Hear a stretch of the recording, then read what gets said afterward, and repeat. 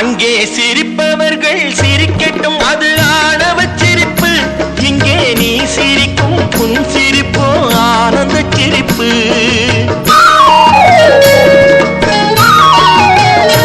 அங்கே சிரிப்பவர்கள் சிரிக்கட்டும், அது ஆணவ சிரிப்பு. இங்கே நீ சிரிக்கும் புன் சிரிப்போ ஆனந்த சிரிப்பு.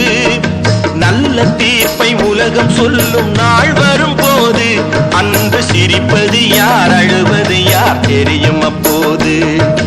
நல்ல தீர்ப்பை உலகம் சொல்லும் நாள் வரும்போது அன்று சிரிப்பது யார், அழுவது